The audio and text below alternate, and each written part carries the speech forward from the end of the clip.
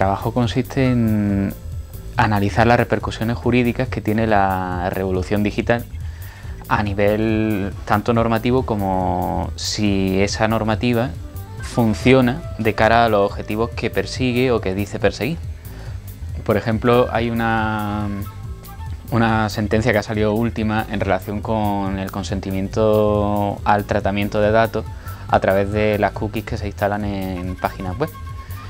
¿Por qué eso es tan importante, por ejemplo, en el caso de mi trabajo?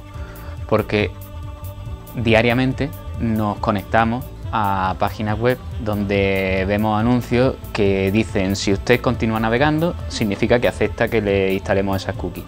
Las cookies funcionan como si fuesen un tractor que va recolectando datos en lugar de ir recolectando trigo. Esos datos son datos en bruto, datos en masa, que después servirán para, digámoslo así, hacer pan.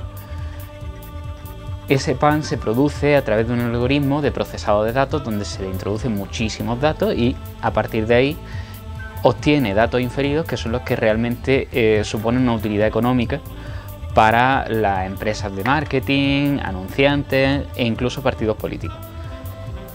La sentencia que dictó el Tribunal de Justicia de la Unión Europea decía que no era válido el consentimiento tácito a la instalación de cookies. ¿Eso qué significa?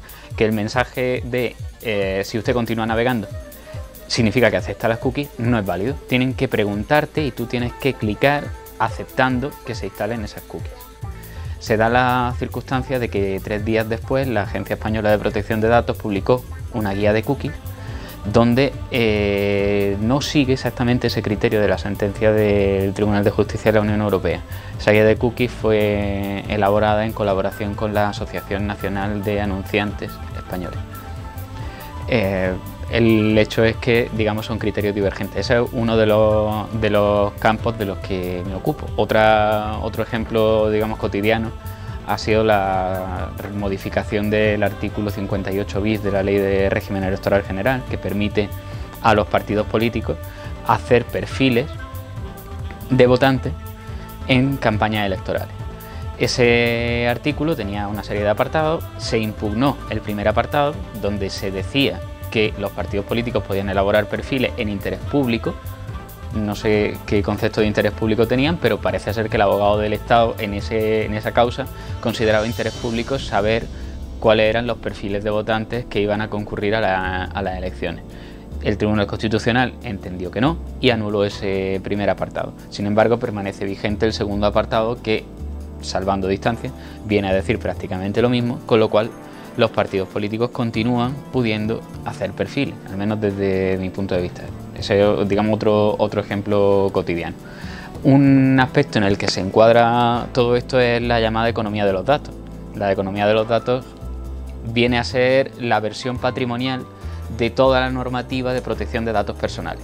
En lugar de considerar los datos personales como una proyección de la intimidad o de la privacidad de una persona, se consideran simplemente como un activo económico.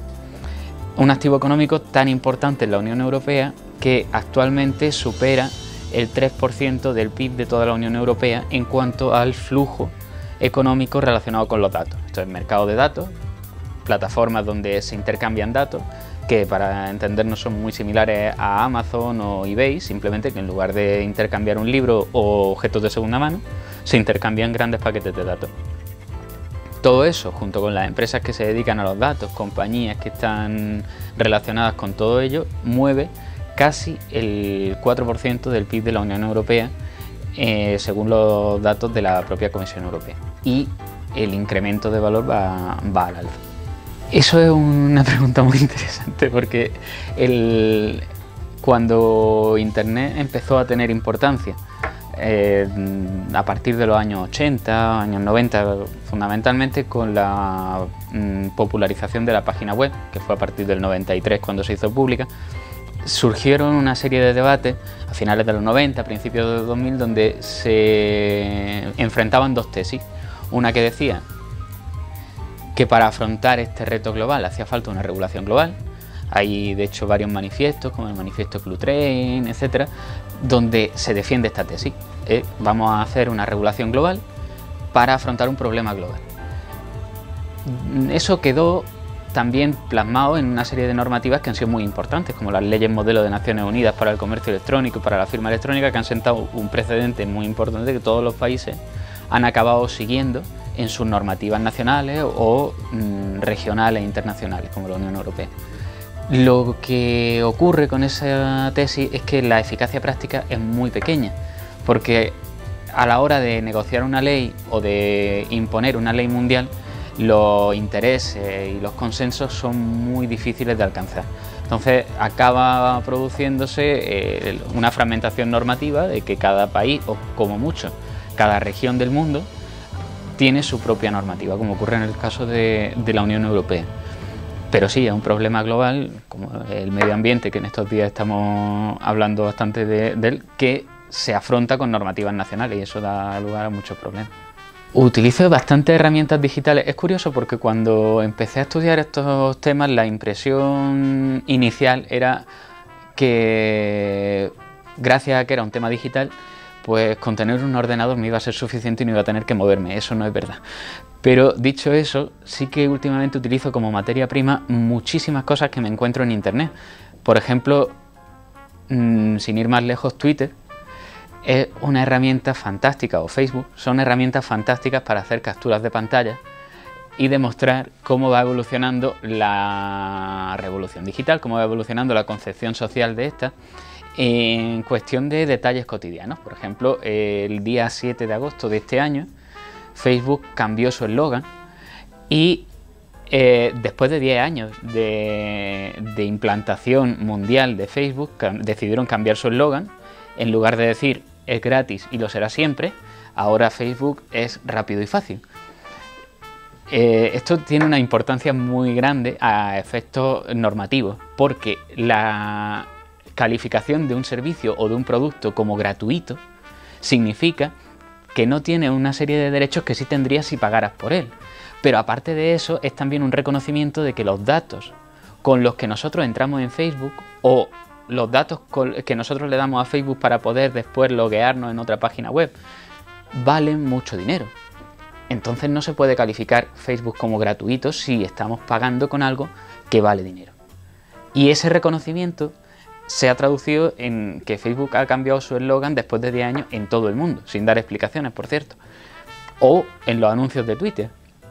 Twitter tiene un sistema de anuncios que va generando anuncios con apariencia de tweets y al que se le puede preguntar por qué me aparece este anuncio.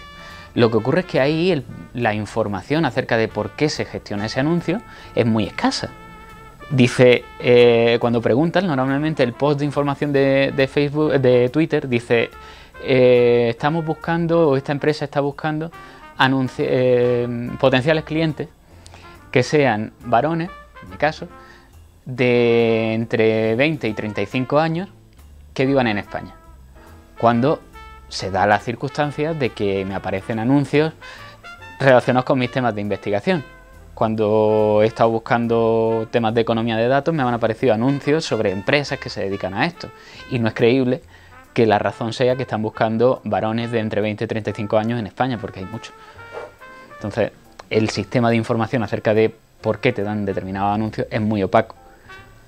Pero te los dan, entre otras razones, porque gracias al rastreo de tu historial de navegación y al rastreo de una técnica que es bastante más espeluznante, que es el clickstream, que significa que se está rastreando toda la velocidad a la que se hace clic, dónde se hace clic y después de cuánto tiempo. De esa manera se pueden trazar perfiles o la atención que se presta a una página web, etcétera. Todo eso metido en la máquina de hacer pan permite a los anunciantes dar los anuncios que cada cual desea ver en cada momento. No sé si vamos a ser capaces de tomar conciencia de eso. Creo que no, que la población está bastante susceptible a esos mensajes alarmistas, pero no es capaz de canalizarlo hacia una crítica constructiva que les permita mejorar en un determinado aspecto. Por ejemplo, en el caso de la compraventa de datos del INE, ha habido muchísimas alarmas porque las noticias que se han generado tenían que ver con que el INE está rastreando los datos de geolocalización, etc. Pero en ningún momento ha generado alarma el hecho de que el contrato de compraventa de los datos haya tenido lugar entre el INE y las compañías telefónicas, cuando los datos son de los titulares. Esa alarma no se ha creado, tampoco se ha creado alarma por el hecho de que se haya pagado medio millón de euros.